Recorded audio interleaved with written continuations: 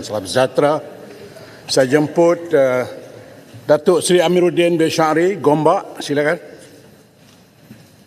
Terima kasih Tan Sri Speaker. Soalan untuk Perdana Menteri berkenaan dengan ASEAN soalan pertama. Terima kasih. Sila baca. Baca.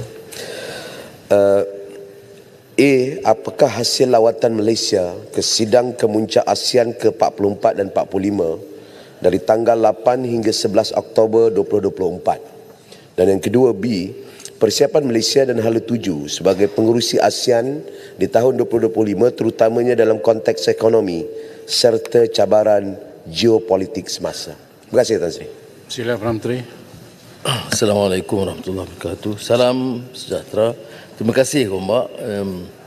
Sidang ASEAN ke-44 dan 45 di Vientiane itu melibatkan 15 mesyuarat 10 negara ASEAN termasuk 7 rakan dialog iaitu Amerika Syarikat, Australia, China, India, Jepun, Kanada dan Republik Korea, Setiausaha Agung Pertubuhan Bersama Bersatu dan juga Ketua European Union. Tentunya pendirian kita tentang Laut Asia, China Sea, South China Sea, dan kita tegas untuk pertahankan kebebasan kawasan itu mengikut UNCLOS 1982. Kemudian kita juga bentangkan soal Palestin, Lubnan, mengutuk keganasan dan serangan Israel yang berterusan, soal Rusia Ukraine dan juga soal kedamaian menentang aktiviti nuklear di Korea Utara. Kita tekankan 5-point consensus berhubungan dengan Myanmar dan ini kali pertama wakil bukan politik, maknanya pegawai Myanmar yang hadir di sidang tersebut. Untuk hala tuju berikutnya, tekanan kita terutama bila pengurusian ASEAN kerana ini melibatkan hampir 700 juta penduduk dan lebih 2 triliun dolar Amerika kekuatan ekonomi yang di rantau tersebut. Malah keseluruhannya kalau ikut potensi pada tahun 2023 pencapaian ASEAN adalah 3.8 triliun dolar Amerika dan nilai perdagangan 3.5 triliun dolar Amerika. Jadi kalau kita boleh jalinkan kerjasama seperti yang ditekankan oleh Gombak, maknanya keupayaan kita tentu lebih meningkat kerana tekanan Malaysia ialah transformasi digital dan termasuk perjanjian rangka kerja ekonomi digital ASEAN, itu ketutupan kita. Keduanya soal perjanjian perdagangan bebas ASEAN dan rakan dialog termasuk EU. Dan ketiga ialah rangkaian tenaga GRID yang disebut ASEAN GRID. Dan ini akan memberikan lonjakan kepada kekuatan ekonomi. Dan saya percaya dengan penyertaan Timor Leste yang sedang kita usahakan, ASEAN menjadi 11 dan kekuatan ekonomi tentunya jauh lebih meningkat. Jadi kalau menurut unjuran kita untuk 2025, mesyuarat peringkat menteri-menteri dan kemuncak itu ada kelainannya.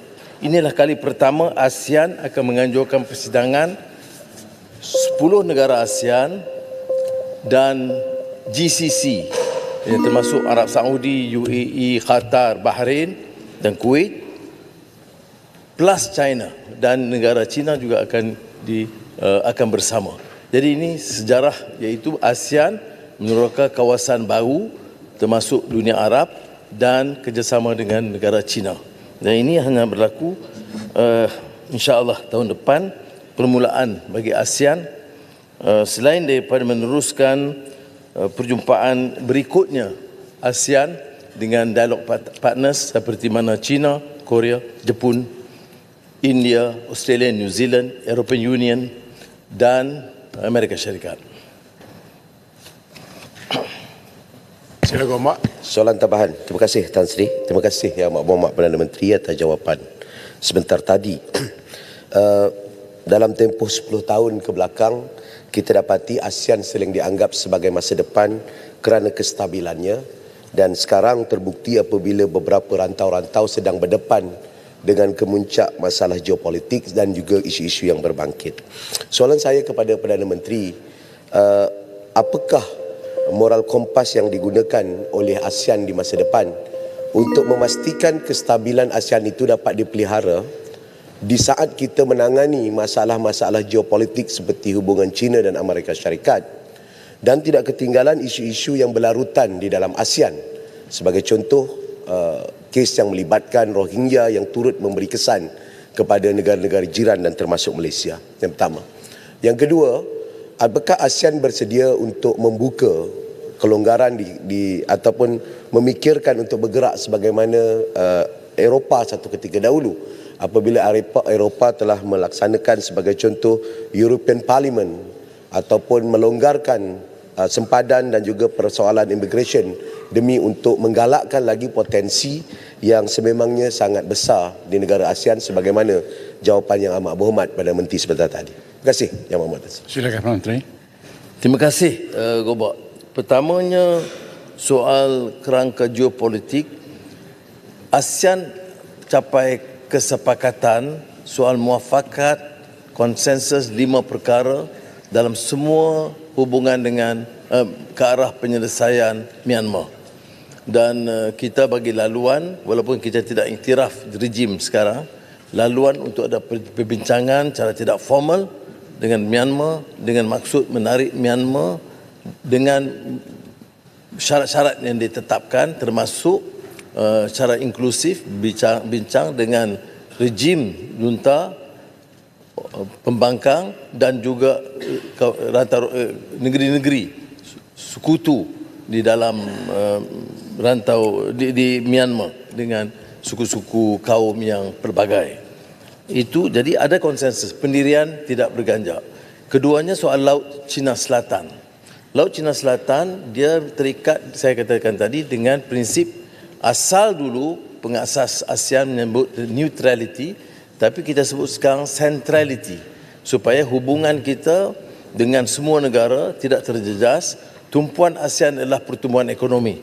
Economic fundamentals menjadi suatu ukuran atau kriteria utama, dan kita tidak mahu ASEAN menjadi gelanggang percaturan atau pertembungan kuasa-kuasa besar. Dulunya Amerika dan Soviet Union, sekarang ini Amerika dengan negara China. Sebab itu hubungan kita dengan negara China terus kita tingkatkan, dan sekarang apabila kita mendekati BRICS dan beberapa negara ASEAN sudah mengambil keputusan yang sama. Tetapi dalam hal Laut Cina Selatan, saya sebut tadi, kita terikat dengan persetujuan supaya kawasan ini mesti kawasan beri laluan bebas. Segala pertikaian mesti melalui rundingan, sama ada bilateral atau multilateral dalam konteks ASEAN, dan prinsipnya adalah prinsip UNCLOS 1982. Soal saya katakan tadi, yang penting bagi kita ialah fokus kepada pertumbuhan ekonomi. Apakah ada jaringan seperti mana berlaku di EU? Saya tidak fikir ia akan berlaku segera, tetapi peningkatan dari segi grid tenaga itu sudah dipersetujui. Maknanya dua perkara asas yang akan menyebabkan hubungan kaitan di antara jaringan di antara negara-negara ASEAN itu lebih kukuh ialah melalui digital link dan juga dari segi apa yang disebut sebagai grid tenaga daripada Kemboja, Laos melalui Malaysia ke negeri lain. Yang lain itu seperti yang saya sebut, teras itu adalah perdagangan dan pelaburan, enhancing trade and investment, inklusif dan mampan, dan promoting integration and connectivity of economies. Sebab itu saya katakan semua perbincangan kita tertumpu kepada mengangkat kekuatan ekonomi ASEAN secara bebas untuk menjalin hubungan ekonomi dan perdagangan dengan semua negeri dan rantau. Ya, Kota Baru. Terima kasih Tan Sri Yang Di-Pertua.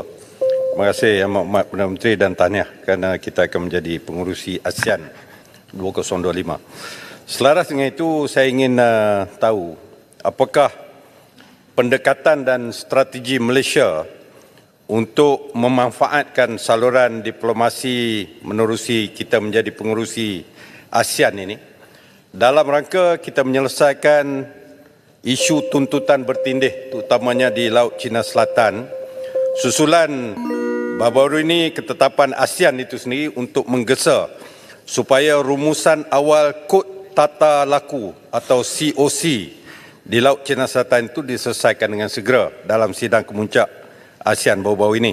Dan langkah ini penting mengambil kira laporan insiden kapal-kapal tentera laut asing yang didapati berada di pelantar minyak luar pesisir di Malaysia sejak kebelakangan ini, serta tidak kurang juga berlakunya insiden kebocoran dokumen diplomatik Malaysia-China sebelum daripada ini. Mohon penjelasan. Terima kasih. Terima kasih Ketua Baru.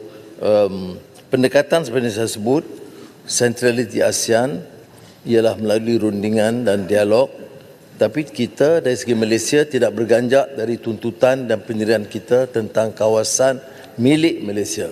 Sebab itu penerusan cari gali oleh Petronas termasuk di kawasan Kashawari itu diteruskan walaupun dibangkitkan oleh negara China, kita kata kita akan teruskan, tetapi tidak pernah menutup ruang untuk berbincang dengan mana negara. Malaysia punya isu dengan semua negara-negara jiran, dengan Thailand, dengan Filipina, dengan Indonesia, Singapura umpamanya, ya, dan Brunei, ya. Dan sebab itu kita kurang setuju bila permasalahan pertelingkahan sempadan ini hanya dirojok pada satu negara, umpamanya China. Padahal kita punya masalah. Dan masalah ini tidak menjejaskan hubungan diplomatik. Masalah ini tidak menjejaskan hubungan perdagangan dan persahabatan akrab dengan jiran-jiran kita. Pendirian yang sama kita lakukan. Tetapi kita juga seperti mana disebut oleh Kota Baru akan terus menegur dan membantah sekiranya perairan kita itu digunakan untuk laluan pertahanan tanpa izin Malaysia. Tentang Kod Tata Laku dalam mesyuarat ASEAN lalu di hadapan Amerika dan China dan termasuk Jepun, Korea dan ASEAN, saya tegaskan tentang keperluan dialog terikat kepada UNCLOS 1982. Kerana perjanjian Pertubuhan Bersama-Sama itu mengikat semua dan saya lihat respon daripada negara China adalah bersetuju penyelesaian mengikut kerangka UNCLOS. Ya. Baik, saya input Tampin. Terima kasih Tan Sri Speaker. Menjelang ASEAN 2025, tentu sekali banyak mesyuarat dan program-program yang akan diadakan sepanjang tahun 2025, khususnya di wilayah Persekutuan dan Putrajaya. Persoalan saya kepada Yang Amat Berhormat Perdana Menteri, bagaimanakah kita boleh menggalakkan penyertaan kerajaan negeri dan juga pihak swasta untuk bersama-sama kerajaan persekutuan agar sama-sama mendapat faedah dan limpahan ekonomi sepanjang tempoh penganjuran ASEAN 2025. Terima kasih. Silakan. Terima kasih Tampin. Keputusan kita ialah selain daripada anjuran utama ketua-ketua negara di Kuala Lumpur kerana isu logistik yang tak mampu ditangani di negeri lain, kerana melibatkan sekurang-kurangnya ketua 25-30 negara. Jadi kita putuskan bahawa semua acara-acara menteri, menteri luar, menteri ekonomi dan puluhan mesyuarat, malah keseluruhannya dengan pegawai ratusan, akan diatur di semua negeri, Semenanjung, Sabah, Sarawak.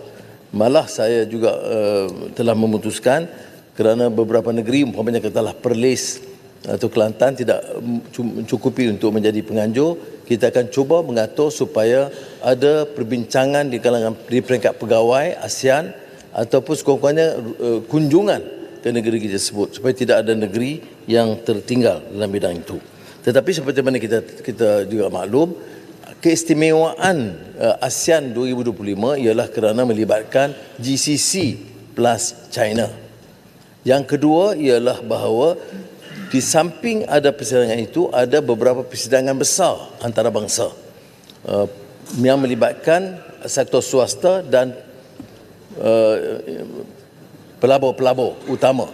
Dan ini melibatkan umpamanya majalah-majalah anjuran yang tidak melibatkan dana kerajaan kerana dianjurkan oleh swasta, termasuk oleh Fortune, World Economic Forum dan juga Bloomberg, seperti mana mereka adakan di beberapa kawasan yang lain.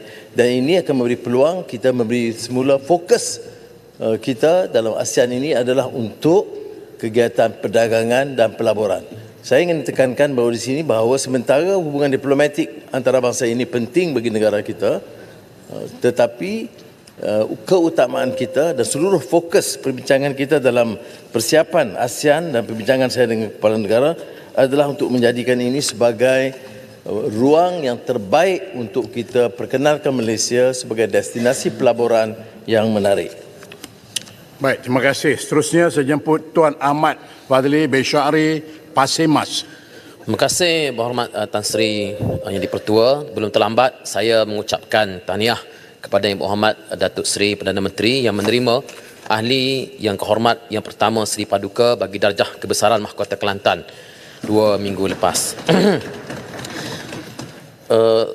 Saya minta Perdana Menteri menyatakan apakah kerajaan bersedia mengambil tindakan perundangan terhadap agensi berita antarabangsa Bloomberg berhubung dakwaan campur tangan Perdana Menteri dalam siasatan SPRM sehingga telah mencemarkan imej beliau di dalam usaha memerangi salah guna kuasa dan rasuah. Terima kasih. Silakan Menteri. Terima kasih Pak Simas. Seperti mana kita sedia maklum, ini kali kedua yang Bloomberg telah membuat satu tomahan yang berbahaya. Pertama, yang melibatkan Perdana Menteri dan Jabatan Agung dalam soal izin pembinaan kasino yang baru yang menjadi sebenarnya fitnah yang keterlaluan dan tidak pernah dibangkitkan oleh Jemaah Menteri ataupun oleh Jabatan Agung. Yang kedua ini ialah yang laporan 26 September yang dirujung oleh Yang Berhormat tentang arahan kepada SPRM. Setakat ini tindakan perundangan sedang diteliti kerana pihak PDRM telah menerima laporan dan telah mengambil beberapa tindakan termasuk wakil Bloomberg dan individu-individu terkait pada 1 Oktober, 8 dan 11 Oktober yang lalu. Tetapi oleh kerana dalam siasatan PDRM, saya serahkan kepada PDRM untuk menyiasat dan untuk Peguam Negara mengambil tindakan yang sesuai. SPRM sendiri telah membuat kenyataan yang tegas menafikan tomahan tersebut kerana apa yang berlaku hanya arahan umum yang saya lakukan termasuk di Parlimen bahawa saya mahu SPRM, LHDN, PDRM, badan-badan penguat kuasa bertindak tegas memerangi rasuah secara tegas tanpa tolak ansur dan badan penguatkuasaan memerangi jenayah dengan tegas.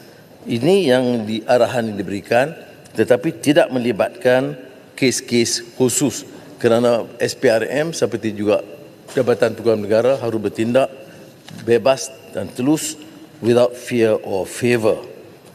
Apakah ada tindakan? Tindakan itu tunggu laporan PDRM dan sekiranya didapati kesalahan yang nyata, itu keputusan Peguam Negara untuk mendakwa.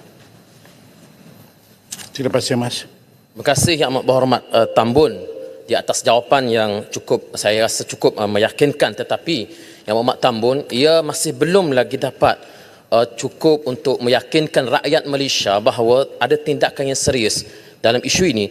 Kerana sebagaimana kita tahu dan saya pun tak suka mengungkit cerita lama, soal campur tangan terhadap siasatan ini telah menyebabkan episod yang tidak seronok di dalam hidup Yang Berhormat Tambun sendiri secara peribadi beberapa puluh tahun yang lepas.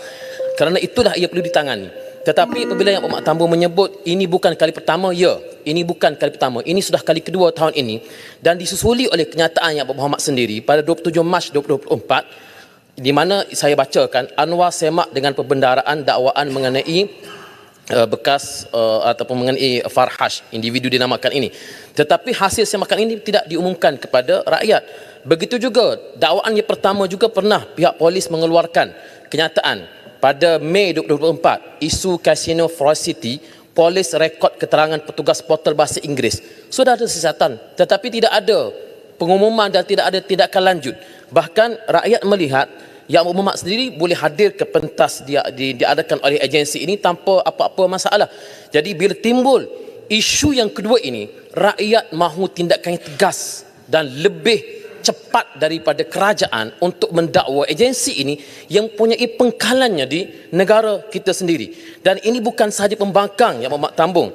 Satu pertubuhan Lawyers for Liberty juga menyebut bahawa mempersoalkan kesungguhan kerajaan dalam menyaman Bloomberg. Bahkan yang diheret kepada siasatan ialah aktivis pro pembangkang, antaranya individu bernama Isham Jalil dipanggil oleh polis kerana menggesa Perdana Menteri menyaman Bloomberg. Jadi saya mohon jawapan yang tegas dan tuntas daripada Perdana Menteri, tekanan secara peribadi daripada Perdana Menteri yang saya yakin insya-Allah rakyat akan bersama dengan Perdana Menteri dalam isu ini. Terima kasih.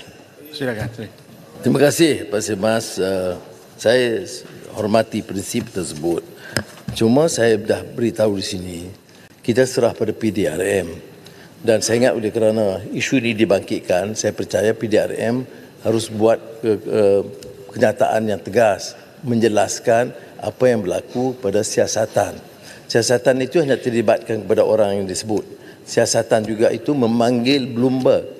Wakil Bloomberg memang telah dipanggil mengikut kenyataan PDRM kepada saya. Itu yang saya bacakan. Apa yang berlaku selepas itu saya belum dimaklumkan. Tapi saya setuju dengan Yang Berhormat bahawa hal-hal seperti ini harus terus dan dihebahkan supaya rakyat mengetahui. Soal mengapa saya terus ada hubungan dengan Bloomberg. Ini Bloomberg adalah satu media antarabangsa terkenal.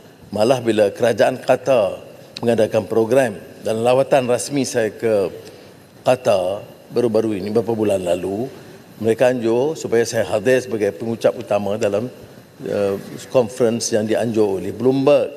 Jadi kita bedakan kerana kita menghormati prinsip media bebas. Kalau ada fitnah kita saman ataupun polis mengambil tindakan khusus tentang itu. Tapi bukanlah kita maknanya harus mengharamkan atau membatalkan semua acara dengan Bloomberg.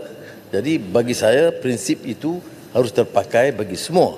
Yang dibangkitkan soal Farhash itu sudah kalau ada laporan itu wajib disiasat. Tapi SPRM harus bertindak berdasarkan siasatan. Isu dia apa? Syarikat apa? Kes apa? Saya percaya Yang Berhormat Pak Semas tahu bahawa yang dikaitkan itu satu syarikat yang melibatkan Tuanku Sultan, tidak melibatkan Farhash. Kelulusan kontrak yang dikaitkan itu, kelulusan dibuat oleh kerajaan terdahulu. Kerajaan Yang Berhormat, bukan kerajaan saya.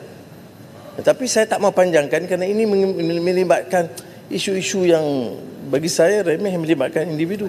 Kerana kebetulan dia pernah berapa 4-5 tahun yang lalu staf saya, maka itu dibangkitkan. Tapi saya nak beritahu, kelulusan kepada syarikat itu adalah semasa kerajaan terdahulu. Satu, semasa itu Farhash belum menjadi anggota syarikat tersebut. Tak apa. Ya, ada ini betul. Ada rekod. Saya ini bukan soal politik. Saya hormat jawapan dengan sopan kepada Yang Berhormat Pak Semas yang tanya soalan dengan baik. Saya tidak pertikai. Kemudian syarikat yang berkenaan itu sekarang, ya, itu dimiliki oleh tuanku sebahagian besar sahamnya. Ini tidak ada kemengena dengan Saudara Farhash. Kalau ada pun dia ikut tender proses biasa. Kalau ada pelanggaran, bawa. Saya bicara di parlimen ini, kalau ada kes itu disiasat oleh SPRM, dan kalau ada kes saya tidak langsung menutupnya. Tapi saya tanya kes apa sekarang ni? Cuma dia kata ada kes. Tapi kalau yang dirujuk kes satu yang saya tahu, saya cek file, memang betul diluluskan pada tahun 22 sebelum saya jadi Perdana Menteri dan Menteri Keuangan. Tetapi untuk terus kaitkan kerana dia pernah jadi staf saya rasa kurang adil. Saya rasa jawapan ini bagi saya jelas, tapi walau bagaimanapun, andai kata ada maklumat yang jelas yang melibatkan sesiapa pun, termasuk saudara Farhaj, Datuk Seri Farhaj sekarang ni, dalam kes mana-mana, sila lapor. Dan saya pastikan SPRM tidak akan menutup. Ini saya nak jelaskan supaya jangan menjadi permasalahan kemudian nanti. Baik, saya jemput Ipoh Timur. Terima kasih Tan Sri Speaker, terima kasih Yang Amat Berhormat Perdana Menteri. Kebebasan media dan kebebasan Ya. Terima kasih Tan Sri. Saya dengan penuh hormat yang merujuk kepada 36(7) Peraturan Mesyuarat nama Seri Paduka Baginda Yang Pertua Agong atau nama Raja-Raja Melayu atau tuan-tuan yang terutama yang di-Pertua Negeri tidak boleh digunakan bagi mempengaruhi majlis mesyuarat. Sepatutnya diberikan teguran. Tidak boleh digunakan bagi mempengaruhi majlis mesyuarat ini semasa berbahas ataupun memberikan jawapan. Ada mempengaruhi keputusan apa-apa dalam bidang ini? Keputusan apa? Tadi semua mendengar Yang Amat Berhormat Perdana Menteri Adakah menyebut. itu mempengaruhi keputusan kita Ya, di sini? Yang Berhormat, dia yang tanya soalan. dalam rangka menjawab dia tanya soalan soalan tak itu. bagi jawab. Saya ingat tidak ada kaitan, cuma mungkin PM cuma sebut. Disebut Fakta. bukan yang orang lain, yang tuanku punya. Itu dah cukup. Saya ingat tak ada. Teruskan Ipoh Timur. Saya mohon direkodkan. Ya. Terima kasih Silakan, Tan Sri Speaker. Yang Amat Berhormat, kebebasan media dan kebebasan bersuara bersaling kait rapat dan berpisah tiada. Tetapi kebertanggungjawaban harus datang dengan kebebasan tersebut dan kebebasan bersuara harus digunakan untuk menggembeling media, arus perdana ke, legasi ke, surat khabar ke dan rakyat jelata untuk menyampaikan apa yang baik dan betul dan bukan untuk sampaikan fakta yang auta.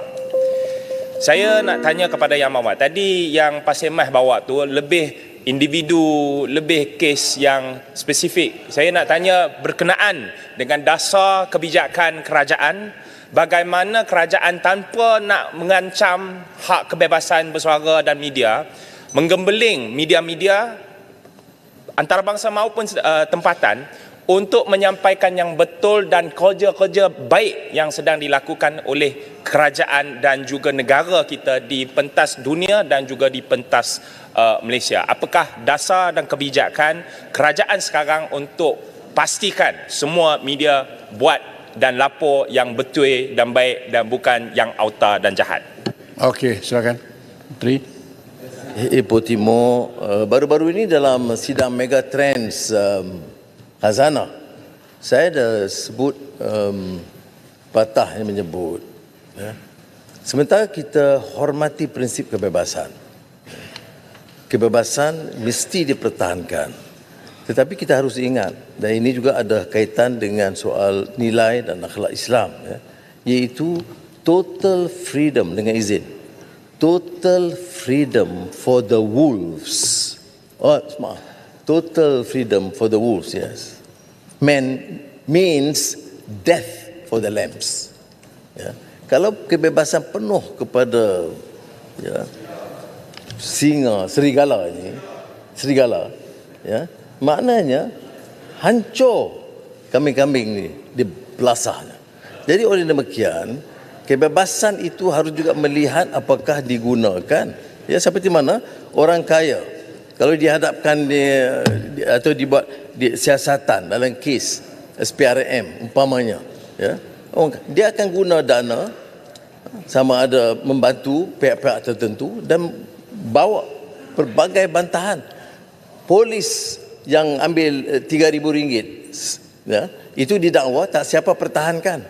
Tetapi seorang tauke kaya berbilion, bila dikaut kekayaan begitu besar, ramai yang pertahankan. Ini yang saya sebutkan total freedom for the wolves. Jadi kita sekarang ini mesti jaga supaya kebebasan itu jangan digunakan untuk pertahankan kezaliman atau rasuah dan penyelewengan. Dan kita harus jaga supaya negara ini ada kerukunannya. Ini bukan undang-undang yang saya buat, ini memang dipertahankan sejak kita merdeka. Ya. Cuma kematangan politik dan demokrasi itu harus membawa kita kepada satu keadaan demokrasi yang lebih bebas, yang lebih beri ruang, dan saya setuju.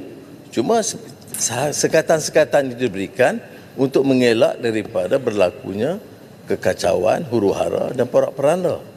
Terima kasih Ibu Timur. Ya, akhir saya jemput Bukit Gantang. Terima kasih Tan Sri Speaker. Yang Amat Berhormat Perdana Menteri, ketegasan kerajaan Malaysia terhadap isu-isu integriti, tata kelola, governance dan rasuah telah mendapat liputan meluas di peringkat antarabangsa.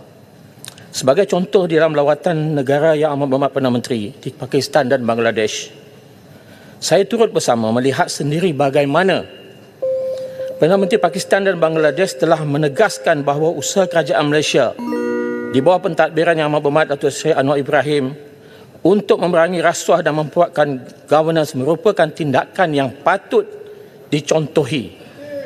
Saya rakamkan perkara ini dalam sebuah buku, The Epitome of Nation. Boleh dapat nanti saya edarkan kepada ahli Dewan. Yang Berhormat, soalan, majukan soalan. Soalan saya, apakah kesan-kesan politik, apakah kesan-kesan positif kejayaan Malaysia bertegas dengan isu tata kelola dan rasuah yang telah meningkatkan keyakinan mereka untuk melabur di Malaysia untuk kepentingan rakyat? Baik, terima kasih. Dan Yang Bertuah, terima kasih Bukit Gantang. Soal tata kelola dan gerakan menentang rasuah itu tentunya menjadi salah satu faktor. Bila syarikat datang melabur, dia yakin tidak perlu ada komisen. Bila dia datang melabur, tidak perlu ada 20% untuk syarikat-syarikat tertentu, kroni. Ini amalan yang tidak boleh dinafikan. Kebanyakan syarikat baru yang datang, yang pernah berlabur dulu, semua menyatakan mereka bangga kerana tidak ada syarat tersebut. Baru-baru ini syarikat besar umpamanya, termasuk bila ada pemilikan tanah di Selangor, dan cara proses itu dipercepatkan dan tanpa komisen, itu membantu pelaburan. Keduanya, penjimatan dana itu besar. Itu seperti mana yang kita lihat dalam belanjawan hari Jumaat ini. Bahawa dengan ketegasan kita mengelak rundingan terus dan tender yang lebih telus, itu menyebabkan kos masih dapat dikurangkan. Sebab itu kita harus tegas dan teruskan. Apakah ia mudah? Tidak. Memang dihargai oleh rakan-rakan kita di Pakistan dan di Bangladesh, tetapi saya terima kenyataan bahawa ia tidak mudah. Kerana apa juga tindakan terhadap jerung-jerung besar ini mesti akan menimbulkan reaksi, kerana dana yang dan kekuatan mereka itu dan jaringan itu melalui media, melalui sistem parti politik, melalui kegiatan-kegiatan NGO atau civil society akan tentu diperalatkan untuk menyerang tindakan kita. Jadi setiap kali ambil tindakan, semuanya dikatakan itu tindakan berhemah politik. Termasuk kalau ada 200 juta ringgit di rumah atau 5 juta ringgit di rumah, semua dikatakan tindakan politik. Jadi apakah tindakan kita menentang rasuah ini harus memadamkan semua yang simpan 5-6 juta kat rumah tanpa alasan? Baik, Yang Berhormat, sekarang tamalah sesi untuk waktu pertanyaan Menteri pada hari ini.